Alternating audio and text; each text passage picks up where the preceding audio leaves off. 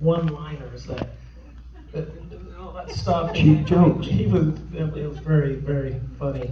Somebody was stealing his lines as well. Behind the scenes, it was a lot of fun just hanging out, and the bad gang guys, those kids, they were funny as heck hanging out with them.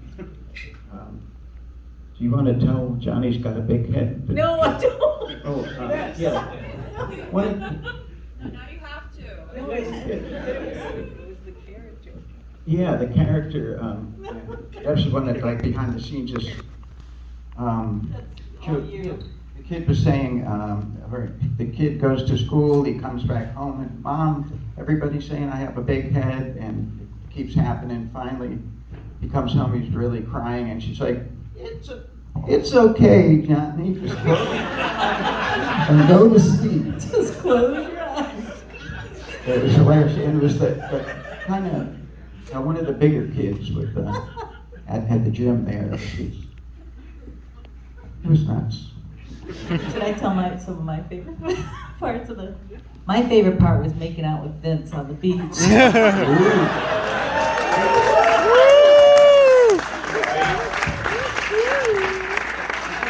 No, well, it wasn't bad. But I was kidding. Filming the music parts were fun. Doing the music scenes at in Winter Park at Park Avenue. That was fun. Watching Grandmaster Wyckoff play the guitar. That was fun. Play the guitar. Yeah. Forget to strum every now and again and clap. Yeah. He's got his own style. You really can't knock it. You know, It's sometimes so he's in and out. It's kind of a lot of improv. He was very innovative. Yes, he was. All right, anybody else? Hat right there. Did you have a normal casting process? How did that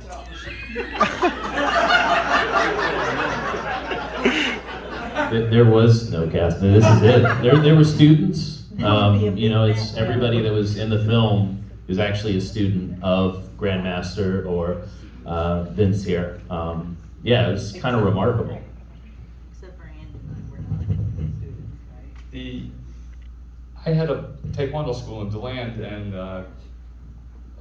Joe Diamond called the school, and I had a gym full of students, and he said, YK Kim wants you to come to the school now to audition for a movie. And I didn't know anything about it really, and I told him I can't come down there now. I have a school full of students. And I got off the phone with him, and then YK Kim called me and said, "You come now." And I went to Orlando from DeLand to audition. But it was definitely a fly-by-night outfit. But we pulled it off. Definitely pulled it off.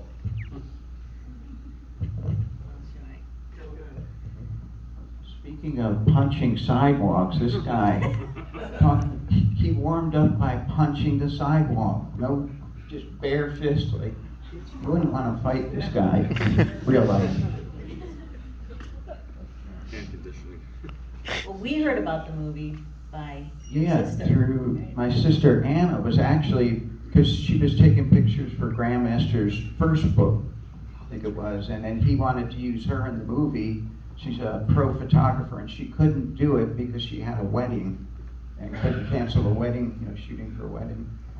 Bad for you, good for me. Yeah, and I auditioned, got one down there. And on the way down there, I'm riding with Jane, and she's like, "What makes you think you can act? You've never acted. Do you remember that in the car on the way down?" I'm like going down.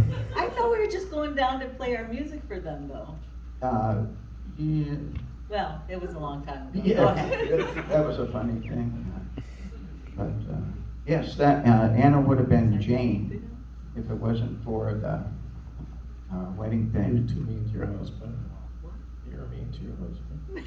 He wasn't my husband. Maurice, you seem to tell your story. Well, I was at work. I worked for Copytronics right down the street. Get a call from Billy Young, I guess. Come on down here, we need to talk to you. I'm like, okay. They had me audition. They gave me, told me to say something. my father, or whatever it was. And then I went back to work. A day later, they called me back, and there was another black gentleman, and we were both auditioning, saying the same lines. So I'm like, what the hell is this about? So I did go back to work. They called me up and said, look, you got cast for a movie. I'm like, what? A movie with Master Kim. I'm like, oh, okay, sure, but I can't go. I'm working. I'm 23 years old, 24 years old, got a full-time job. So Bill Young, the manager, the white suit, he calls my boss. I'm like, what the fuck? Trying to get me fired here? They called my boss, and I was a junior rep, so I didn't generate a lot of revenue. And so they let me on for 2-3 months. And that was it. That was my audition.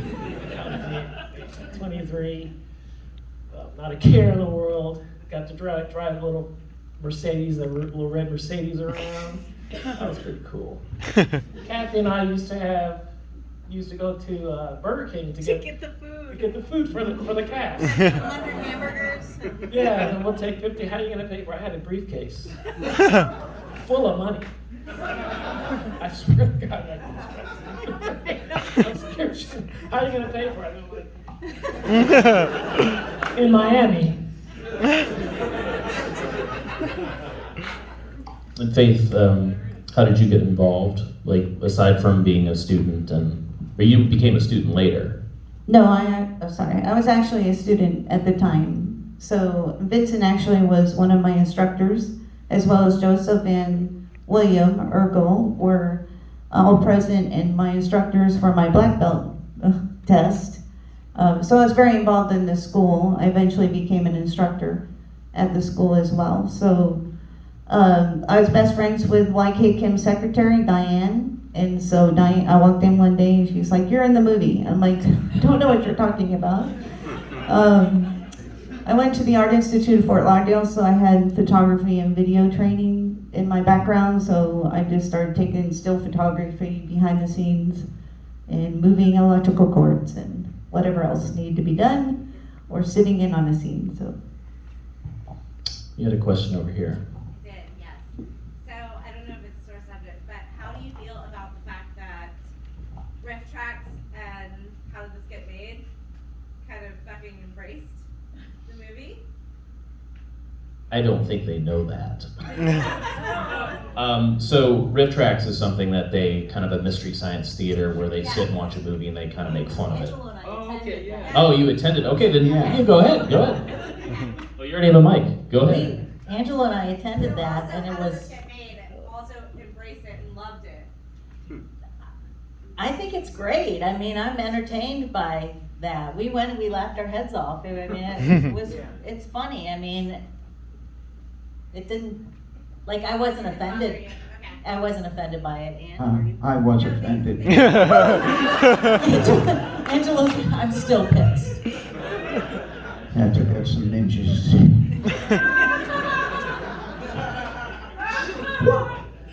You got another question? There in the hat back there. Can you talk about making the music? Like, was it done before the film, or was it done just before the movie, or before? You help me write songs about ninjas. The band, Yeah, we just happen to have a song about ninjas in our pocket. No, I'm sorry. those were, the two band songs were done-ish before that we started filming. Friends, there wasn't a second verse. I don't even think when we filmed it, yeah, it was back then, the lyrics were a little tough. French, Why? They completed this movie, or the music, the songs in like 2 days. But we were given words that were required to be in the songs by Grandmaster YK Kim. Remember, he told us, you have to say this word, you have to say that Friendship. word. Right? Taekwondo. Yeah. So we had to write the lyrics around the words that he gave us to. Yeah. But he's a genius, musician. writer. I and really all that, think so that it's great. Jim's keyboards really helped people like that in the bass. Can you do that little dance, Maurice?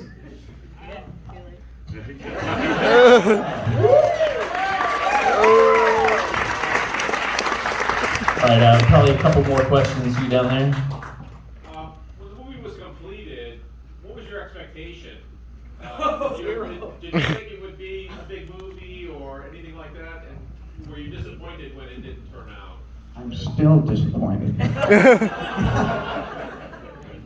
I've waited by the phone for years.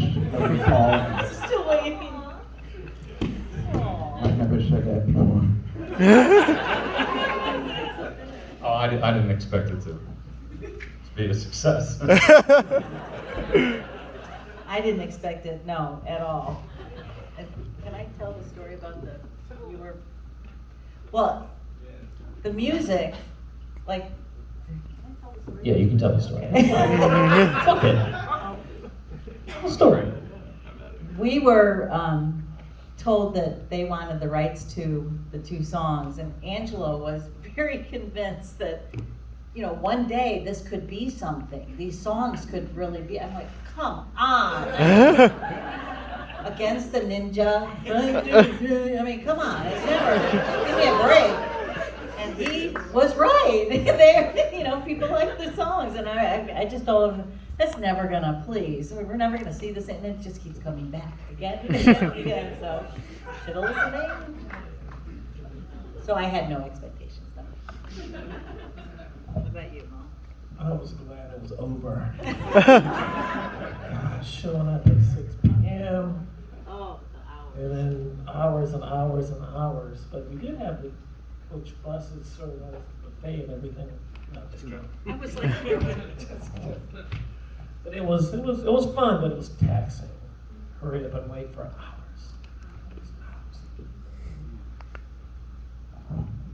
Yes, I'm still saddened.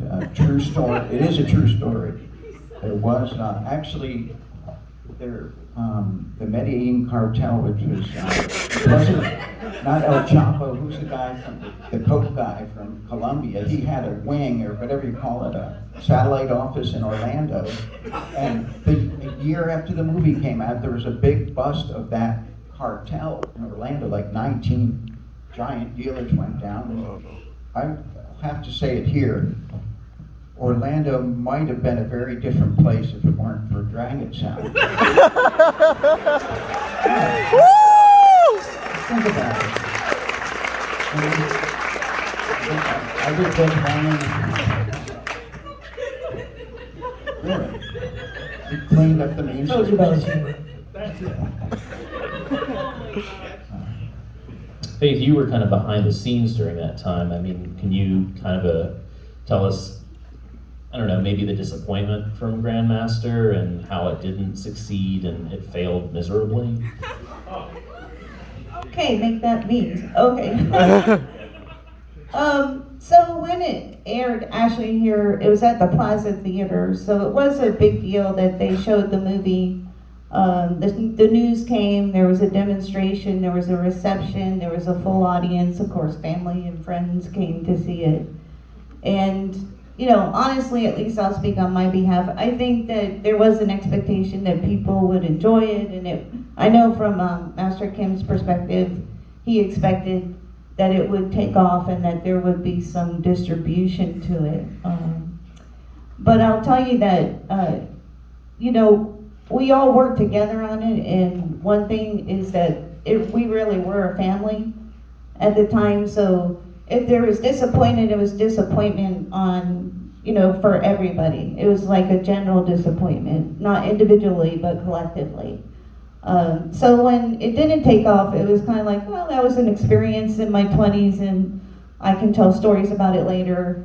And then the next thing I know, maybe 20, 15 years later, there's an article in the paper, and there's a big ad, and it's like, what the heck is this? And it would show up every once in a while. And what I think is great is that there's connection to it now. Like, all of you are connecting to it when we say that sometimes that there's no connection with past experiences or past movies or older movies, and generationally we don't connect. But here it is like affecting all these people, which is fabulous, which is what YKK intended in the first place. True. So to come full circle is awesome. And that was something we kind of discovered in the documentary when we were making it, is that, you know, Grandmaster, he funded this movie himself, like all of himself, and it wasn't a success at all, and that was a massive disappointment. And even to the original cut where Maurice dies, Jim dies in the original film, they went back to recut the film to try to get another distribution deal, but that just didn't work. So it's kind of surreal that this comes back later, and of course, everybody's happy. Probably one more question down here. This is kind of an odd question, but did the smell of Grandmaster YK Kim's feet linger for multiple days? Because his toes are right up on your nose. I have to know. How long did the smell linger? I still have nightmares. It was repeated in Austin, Texas. What is that? You did it again. That's the thing, is you didn't learn from the movie. You did it again 10 years ago. What was I supposed to do? No. Get your stinky toes off my nose. You can't really tell Grandmaster no. And that's something that I think everybody knew. As they said, I think in the doc, if they messed up, he would make you do push-ups. But not just you, them, everybody. Everybody had to do push-ups if they messed up. If you were I late. missed that. If you were late. If you were late, yeah. That's why it was so tiring. I think that's, we got one more question back there? How do I get Grandmaster to feed me grapes? What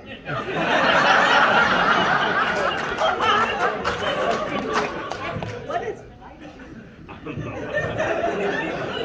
I don't know why he did that. Kind of strange. I think that's about it. They'll be around. You may ask some questions in the lobby. I think they're going to be signing some stuff. We also have copies of the film in the lobby along with other Vinegar Syndrome stuff. Thank you for coming. Thank you for seeing it. And some pictures. This is all you. Ah, come on in. Oh, I guess we did make friends all this 4 million push-ups.